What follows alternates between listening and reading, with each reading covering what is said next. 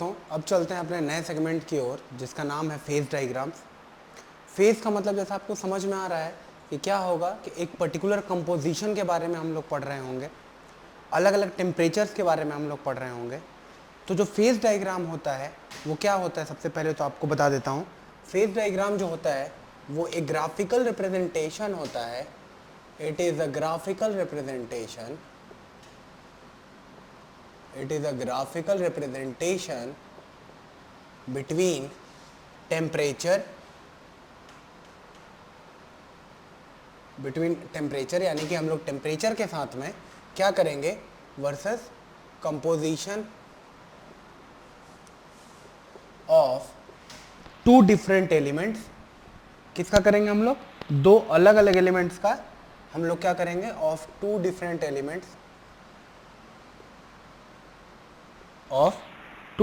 Elements के बारे में हम लोग क्या करेंगे? उसके कंपोजिशंस के बारे में हम लोग पढ़ेंगे, ठीक है, ऑफ टू डिफरेंट एलिमेंट्स। अच्छा देखिए दोस्तों, दूसरी बात है कि इस पूरे स्टडी के बीच में ये जो भी हम लोग फेज डायग्राम की स्टडी करेंगे, इसमें एक बार भी हम लोग टाइम के बारे में बात नहीं करेंगे कि time will not be discussed. वो आपका जब ट्रिपल टी डायग्राम आएगा तो मैं आपको बताऊंगा क्या बताना चाह रहा हूं मैं। Will not be discussed in phase diagrams, ठीक है। जो तीसरी चीज है और इंपॉर्टेंट चीज है इसकी, उस ये क्या होता है कि ये गिब्स फेज लॉ पे काम करता है, गिब्स फेज रूल पे काम करता है। गिब्स फेज रूल का मतलब होता है दोस्तों कि number of phases plus degree of freedom is equals to composition component number of components plus 2। P is equals to हो गया नंबर ऑफ फेजेस, एफ हो गया डिग्री ऑफ फ्रीडम, सी हो गया कंपोजिशन, और जो मैंने 2 लिख रखा है ये क्या है? थर्मोडायनामिक प्रॉपर्टी है। तो दोस्तों देखिए, जब नॉर्मल आप स्टैटिस्टिकल या क्लासिकल थर्मोडायनामिक्स आप पढ़ते हैं तो वहां पे आप क्या लेके चलते हैं? 2 का मतलब क्या हो गया? प्रेशर और टेम्परेचर, ठीक है।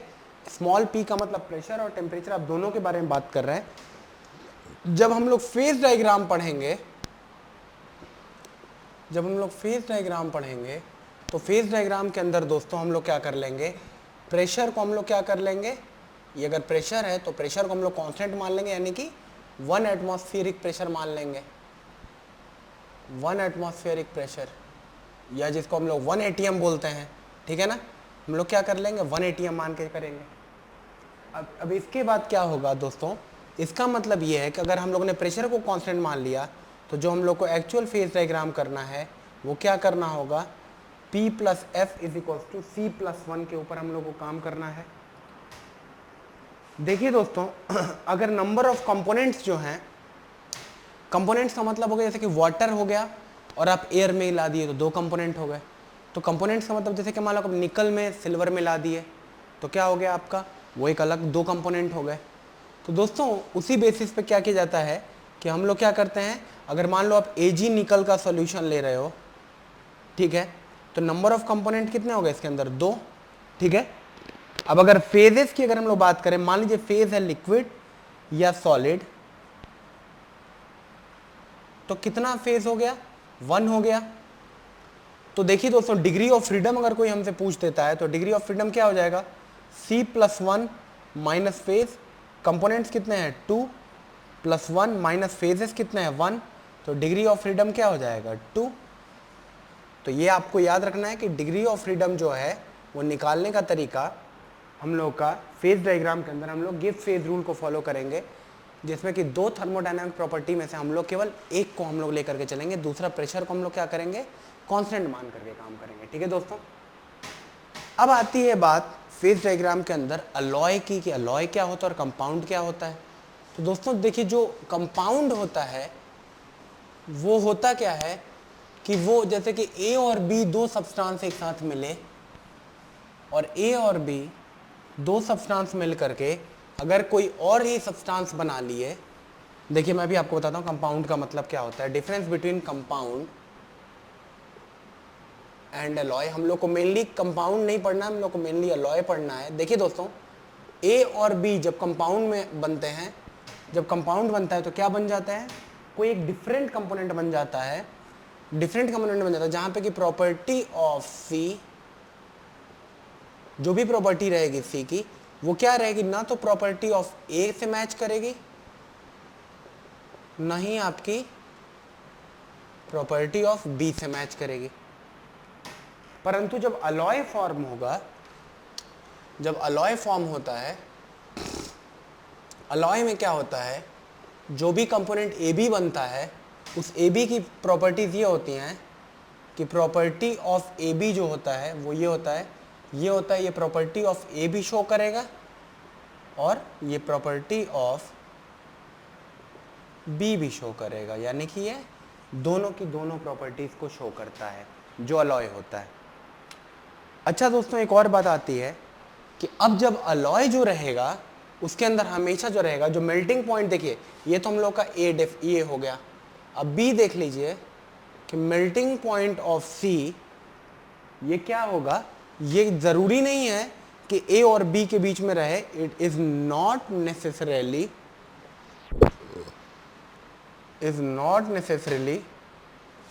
बिटवीन मेल्टिंग पॉइंट, एमपी का मतलब melting point of A and B, that is can be lower also. पर दोस्तों जब अलॉय फॉर्म हो रहा होगा तो अलॉय के अंदर जो melting point of A B आएगा वो क्या हो जाएगा, जो melting point of A B होगा वो क्या होगा, वो बिटवीन होगा किसके, melting point of A and melting point of B. ठीक है दोस्तों, ये तो मेन डेफिनेशन हम लोग को अलॉय और कंपाउंड के बीच का डिफरेंस समझ में आ गया। हम लोग को कंपाउंड्स के बारे में नहीं पढ़ना, हम लोग को अलॉय के बारे में फॉर्म करना है, पढ़ना है। तो एक दो चीज़ों को मिला के अलॉय कब बनेगा, ये देखिए, इसके लिए एक रूल आया, एक साइंटिस्ट आए। अब हम लोग क्या पढ़ रहे हैं, अलॉय के बारे में पढ़ने जा रहे हैं। एक साइंटिस्ट आए और उन साइंटिस्ट ने क्या बोला कि हम जो आपको रूल प्रोवाइड कर रहे हैं, अगर वो रूल सेटिस्फाई होगा तो आपका क्या रहेगा, आपका अलॉय फॉर्म करेगा। तो इस रूल को हम लोग क्या बोलते हैं, ह्यूम-रॉदरी रूल्स, ठीक है ना, ह्यूम-रॉदरी रूल बोलते हैं। ये कहता है कि for any alloy to take place, Hume Rothery rule जो है बड़ा इंपॉर्टेंट रूल है। ये कहता है कि for any alloy to form there are certain conditions have to be fulfilled, कि कुछ कंडीशन होंगी जिनको हम लोगों को क्या करना पड़ेगा, certain conditions have to be fulfilled, have to be fulfilled. वो देखिए क्या है, क्या क्या कंडीशन है। सबसे पहला चीज ये है कि जो दो मटेरियल का आप क्या कर रहे हैं, अलॉइंग कर रहे हैं, मतलब मिला रहे हैं, एक में क्या कर रहे हैं, एक 100 ग्राम मान, आपको 1 किलोग्राम मान लो बनाना है कोई अलॉय, तो आप ए और बी से क्या कर रहे हैं, आप समझना, आप बात को इस तरीके से समझो कि ए प्लस बी से मिला करके हम लोग को क्या बनाना है, ए बी बनाना है। कितना बनाना है, 1 किलोग्राम, ठीक है। तो ए का 0.3 किलोग्राम भी आप ऐड कर सकते हो, बी का 0.7, इसका 0.5 ऐड कर सकते हो, इसका 0.5 ऐड कर सकते हो, इसका 0.7 ऐड कर सकते हो, इसका 0.3 ऐड कर सकते हो। किलोग्राम ऐड करके क्या करना है आपको, 1 किलोग्राम ऑफ ए बी बनाना है। तो दोस्तों ह्यूम-रॉदरी रूल ये कहता है कि ए और बी का एक साथ जुड़ने के बाद तभी वो जुड़ेंगे, जबकि पहले क्या होगा, क्रिस्टल स्ट्रक्चर क्या हो, दोनों का सेम हो। अब क्रिस्टल स्ट्रक्चर आप पढ़ चुके हैं, सिंपल क्यूबिक होगा, बीसीसी के साथ कर सकता है, एफसीसी के साथ कर सकता है, ठीक है ना। अगर टेट्रागोनल रहेगा तो टेट्रागोनल के साथ में करेगा, अगर मोनोक्लिनिक वाला रहेगा तो मोनोक्लिनिक के साथ में करेगा। तो क्रिस्टल स्ट्रक्चर सेम होना चाहिए।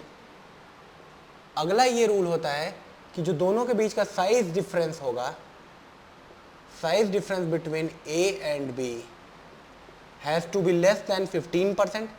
15% से क्या होना चाहिए, कम नहीं होना चाहिए, ज़्यादा नहीं होना चाहिए साइज का डिफरेंस। थर्ड होता है कि दोनों की वैलेंसी जो है, valency of A and B, तो दोनों की जो वैलेंसी है has to B same.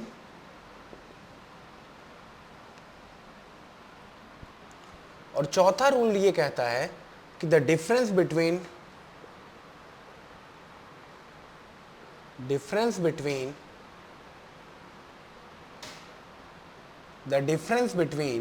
electroaffinity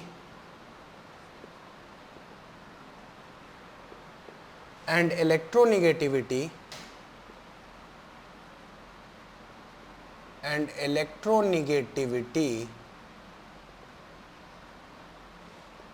has to be same।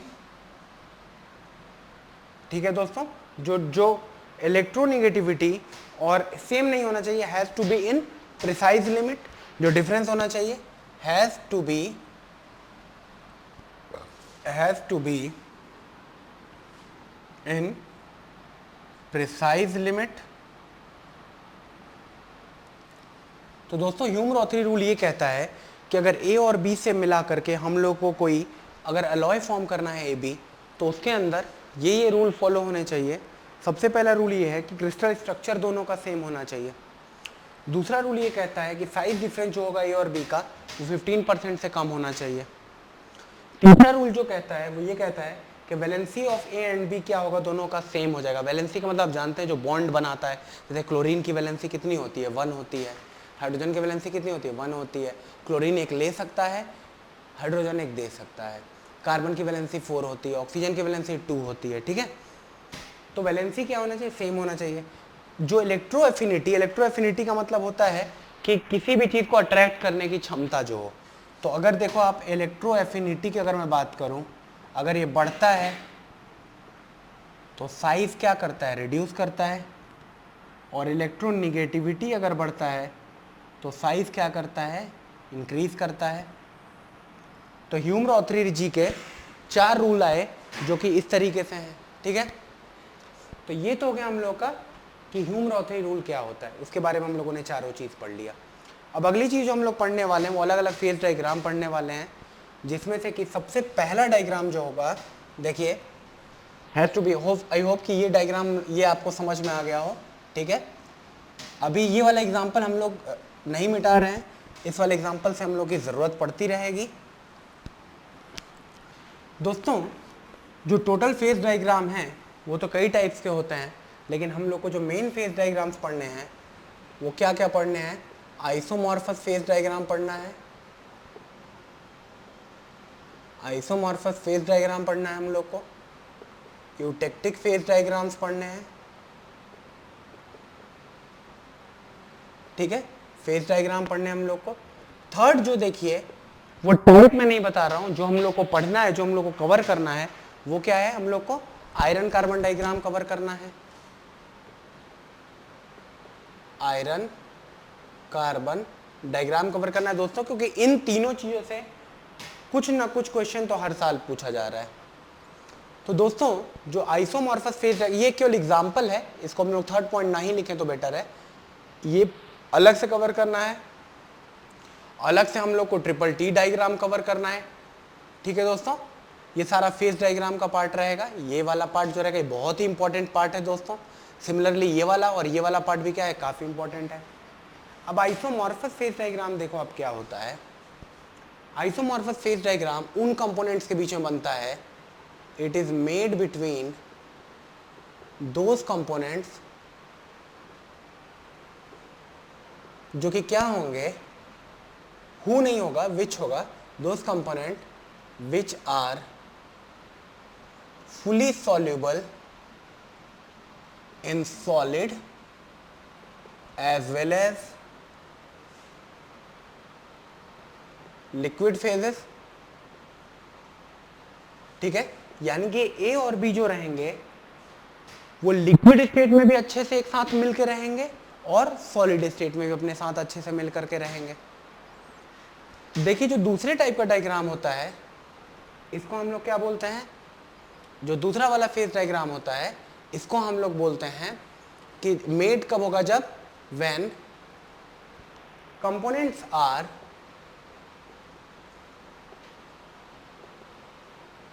Fully soluble. देखिए क्या होगा कि ये फुली सॉल्युबल होंगे कब, जब लिक्विड फेज में, और पार्शियली सॉल्युबल होंगे। बताऊं मैं आपको क्या होता है पार्शियली सॉल्युबल का मतलब। पार्शियली सॉल्युबल कहां पे हो जाएंगे, सॉलिड फेज के अंदर।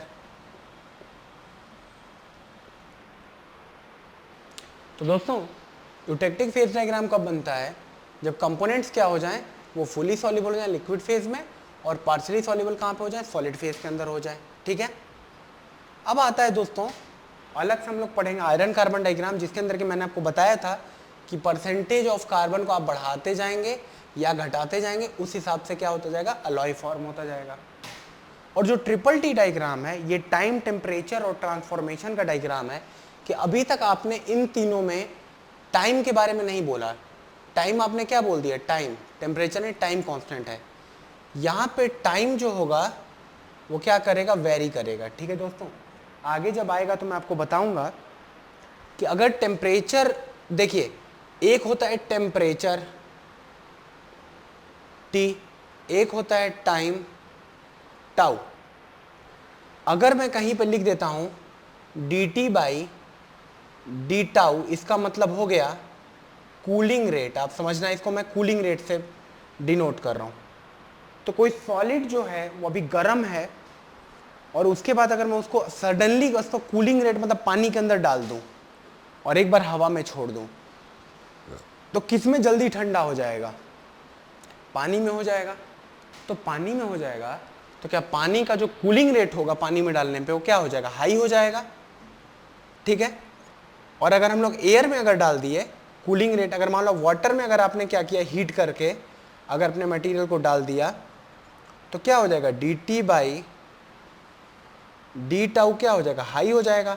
और अगर आपने एयर में रखा तो क्या हो जाएगा, D T divided by D tau आपका लो रहेगा। तो दोस्तों देखिए, अगर कभी भी एक लिक्विड जो है, एक सॉलिड सरफेस अगर मैं ड्रॉ कर रहा हूं, इसका कूलिंग रेट अगर बहुत तेज होता है तो कैसा हो जाता है, ये फाइन ग्रेन साइज का बना लेता है अपना अलॉय को। कैसा बनेगा, फाइन ग्रेन साइज बनेगा। अभी ग्रेन क्या होता है थोड़ी ही देर में समझ में आ जाएगा। क्या हो गया, ये हो गया आपका फाइन ग्रेन्स बना लिया।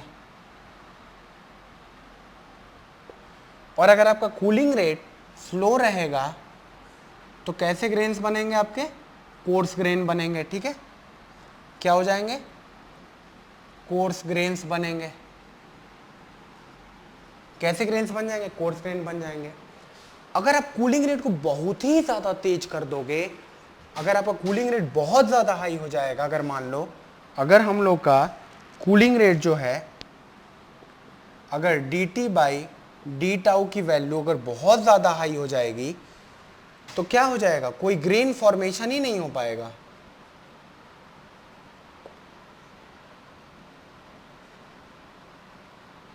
ठीक है दोस्तों, अच्छा देखिए दोस्तों, दो चीज़ होता है, किसी भी बॉडी को हम लोग जब गर्म करते हैं तो देखिए कैसे होती है कोई बॉडी। आई होप कि ये चीज़ आपको समझ में आ गया होगा। ग्रेन का जो दिक्कत है, ग्रेन का जो चक्कर है वो क्या है, जब बहुत ज़्यादा, देखिए अगर बहुत ज़्यादा कूलिंग रेट हो गया तो क्या हो जाएगा, बहुत ज़्यादा कूलिंग रेट तो फाइन ग्रेन, अगर मान लीजिए कि बहुत ज़्यादा स्लो तो क्या हो जाएगा, कोर्स ग्रेन। और अगर बिल्कुल ही टाइम ही नहीं मिला, सडनली कूल हो गया, तो कोई ग्रेन का फॉर्मेशन नहीं होगा दोस्तों। ठीक है, अब देखिए दोस्तों, अगर किसी भी बॉडी को हम लोग गर्म करते हैं, किसी भी अगर हम लोग क्या करते हैं, अभी आइसोमॉर्फस डायग्राम हम लोग का शुरू नहीं हुआ है तो आप उसके बारे में ना परेशान हो। आइसोमॉर्फस फेज डायग्राम देखिए दोस्तों, एक बॉडी को जब गर्म करते हैं और जब मेटेलिक बॉडीज होती हैं, तो दोस्तों मैं इनिशियल से आपको बता रहा हूं, अगर आपका समझ लो, आप इस बॉडी के जो ग्रेन्स हैं वो कुछ इस टाइप के हैं। ठीक है, ये कब है? जब हम लोग का टेम्परेचर क्या है? रूम टेम्परेचर है, रूम टेम्परेचर है।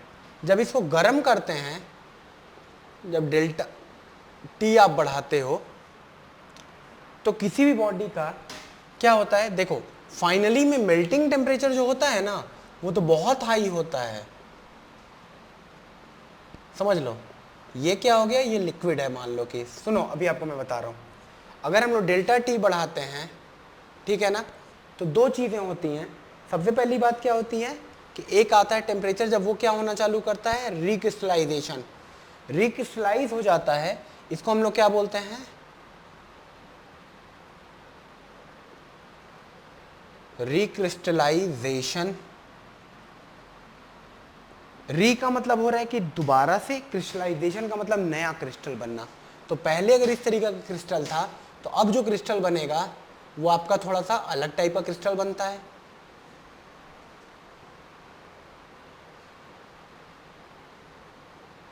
ठीक है दोस्तों, अभी जो क्रिस्टल बन रहा है ये क्या हुआ?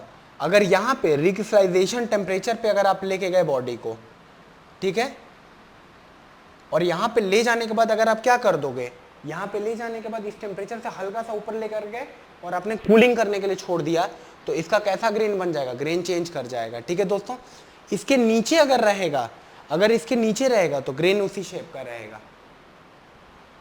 और अगर इससे भी ज्यादा आपने टेम्परेचर कर दिया, बढ़ा दिया, तो क्या हो जाएगा? सबसे पहले देखो, डायरेक्टली लिक्विड नहीं बनता है, इसके पहले क्या होगा कि एक और फिनोमिना होगा इसके अंदर, जिसको हम लोग क्या बोलते हैं? ग्रेन कोर्सेनिंग बोलते हैं। देखो ग्रेन कैसे हो जाएंगे? बड़े बड़े हो जाएंगे, सारे एक दूसरे के साथ मिल जाएंगे। इसको हम लोग क्या बोलते हैं? Grain growth. और ग्रेन ग्रोथ के बाद क्या होगा? ये आपका सब्सटेंस जो होगा, अगर फर्दर आप टेम्परेचर बढ़ा दिए हो तो लिक्विड में कन्वर्ट हो जाएगा। तो रिक्रिस्टलाइजेशन के समय जो ग्रेन बनते हैं वो काफ़ी अच्छे ग्रेन होते हैं, फाइन ग्रेन होते हैं, उनकी शक्ति, स्ट्रेंथ क्या होती है? अच्छी खासी होती है।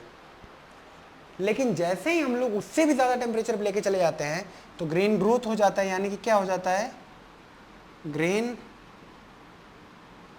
कोर्सनिंग हो जाती है। अगर ग्रेन कोर्सनिंग हो जाएगा तो जो हम लोग का वर्क पीस जो रहेगा वो क्या हो जाएगा? टू मच सॉफ्ट हो जाएगा, डक्टाइल ही नहीं रहेगा, टू मच सॉफ्ट हो जाएगा। जो अगर रिक्रिस्टलाइजेशन टेम्परेचर की अगर हम लोग बात करें, टेम्परेचर की अगर हम लोग बात करें, तो क्या होता है? जब रिक्रिस्टलाइजेशन टेम्परेचर होता है दोस्तों, जब रिक्रिस्टलाइजेशन टेम्परेचर होता है तो उस समय क्या होता है? फाइन ग्रेन्स बनते हैं और रिक्रिस्टलाइज ग्रेन बन जाते हैं।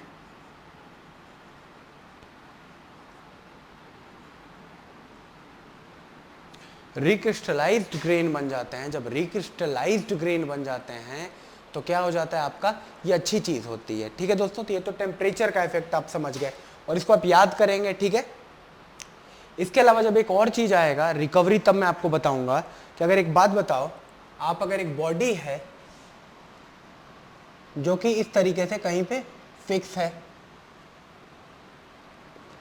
अब अगर मैं इसका टेम्परेचर बढ़ाने की कोशिश करूं तो आप बोलोगे कि सर जो इसके अंदर चेंज इन लेंथ आएगा वो क्या हो जाएगा? एल अल्फा डेल्टा टी के बराबर हो जाएगा।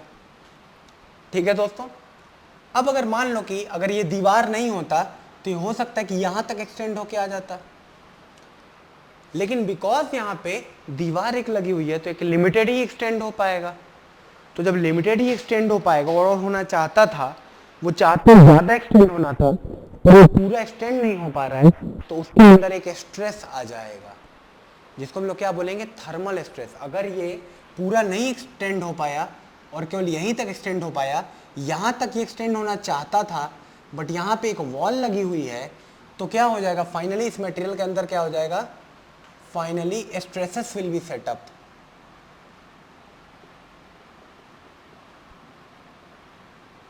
और जब मैं आपको बताऊंगा, कोरोजन बताऊंगा, या जब मैं आपको बताऊंगा कि अगर मटेरियल के अंदर स्ट्रेस होता है और अगर हम लोग उस पर कुछ काम करने जा रहे होते हैं तो स्ट्रेस की वजह से मटेरियल क्या हो सकता है? फेल हो सकता है, अगर उसके अंदर क्रैक प्रेजेंट हो तो दोस्तों अगर फाइनली स्ट्रेसेस सेटअप हो जाएंगे और इन स्ट्रेसेस को हम लोग क्या बोलते हैं?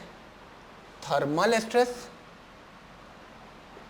या फिर हम लोग उसको और क्या बोलते हैं, रेजिडुअल स्ट्रेस। दोनों सेम चीजें होती हैं। तो दोस्तों अब देखिए क्या होता है, आप जब अपनी कॉपी बना रहे होंगे तो क्या करेंगे, आप इस तरीके से बनाएंगे। जब हम लोग टी आर तक लेकर के जा रहे हैं, टी आर वाई, बताता हूं आपको मैं क्या,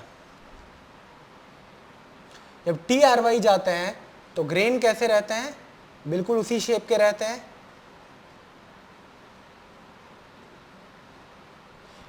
अभी जो होगा टेम्परेचर, ये क्या हुआ कि temperature is greater than T recrystallisation. ये रिक्रिस्टलाइजेशन टेम्परेचर है और ये क्या है, रिकवरी टेम्परेचर है।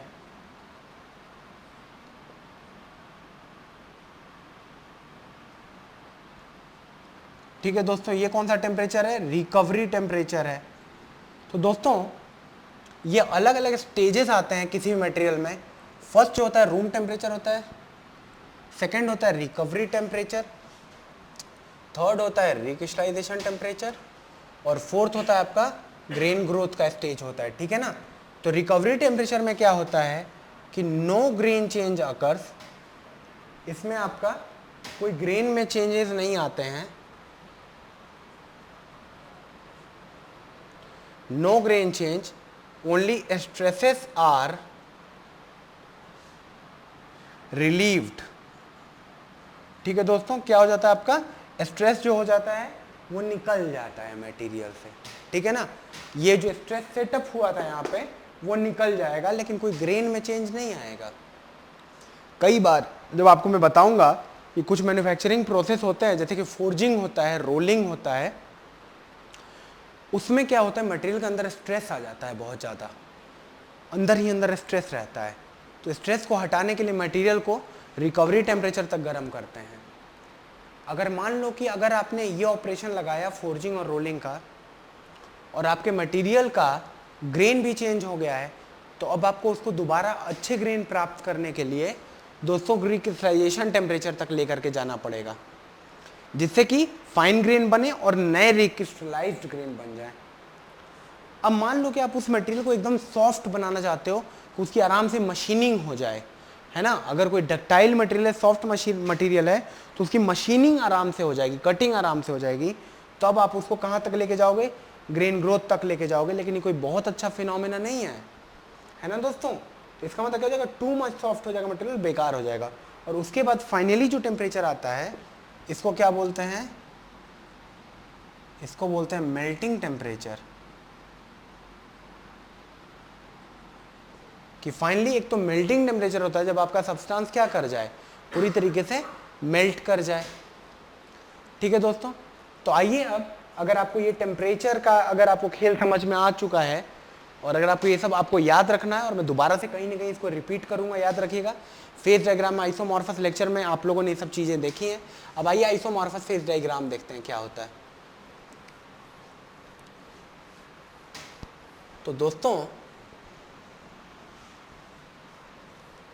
अगर A और B की जगह पे मान लो कि A का मेल्टिंग पॉइंट अलग है और B का मेल्टिंग पॉइंट जो है वो क्या है, अलग है।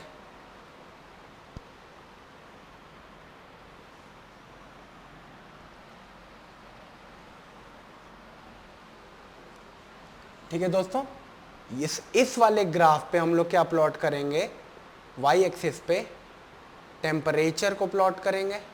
ठीक है दोस्तों, और नीचे क्या होगा, एक साइड में मैं आपको जो एग्जांपल दे रहा हूं, फॉर एग्जांपल कॉपर निकल और कॉपर और सिल्वर का एग्जांपल दे रहा हूं। अभी मैं जो एग्जांपल बता रहा हूं वो कॉपर निकल का बता रहा हूं। इसमें कॉपर का जो मेल्टिंग पॉइंट होता है, मेल्टिंग पॉइंट जो हो जाएगा वो कॉपर का जो होता है 1085 डिग्री सेंटीग्रेड होता है, और निकल का जो होता है वो 1452 डिग्री सेंटीग्रेड होता है। ठीक है दोस्तों, जो मेल्टिंग पॉइंट होता है कॉपर का वो कितना होता है, 1085 डिग्री सेंटीग्रेड, और जो मेल्टिंग पॉइंट होता है निकल का वो 1452 डिग्री सेंटीग्रेड होता है। अब फिर से आते हैं, जो एग्जांपल मैंने आपको एकदम बहुत शुरुआत में ही बताया था कि A + B से बनाना है, तो बहुत सारे कंपोजिशन बना सकते हैं। मान लो कि केवल A 100% आपने डाल दिया है, यानी कि 1 किलोग्राम अगर आपने केवल A रखा है तो A भी तो बन नहीं पाएगा। टेम्परेचर A के मेल्टिंग पॉइंट तक अगर आप लेके जाओ, A मान लो आपका क्या है, कॉपर है, 100% है यहाँ पे। और अब कॉपर में निकल की मात्रा बढ़ाई जा रही है, परसेंटेज निकल मैं क्या कर रहा हूँ, इंक्रीज कर रहा हूँ। दोस्तों जो मेल्टिंग पॉइंट होता है कॉपर का, वो मैंने आपको कितना बताया, 1085। और जो निकल का टेम्परेचर मैंने आपको बताया, इसको थोड़ा सा और नीचे कर लेते हैं ताकि हम लोग ग्राफ को थोड़ा स्केल पे बना पाए। यहाँ पे कर लो आप 1085 ले लो, और निकल जो है वो सपोज करो 1452 डिग्री सेंटीग्रेड है। सपोज नहीं करना है, ये कंफर्म है, निकल है यहाँ पे 100%।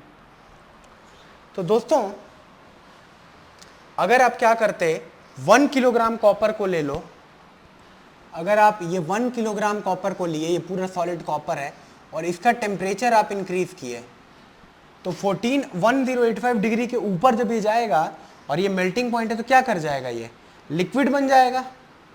यानी कि यहाँ से ऊपर जो है ये क्या है, लिक्विड है।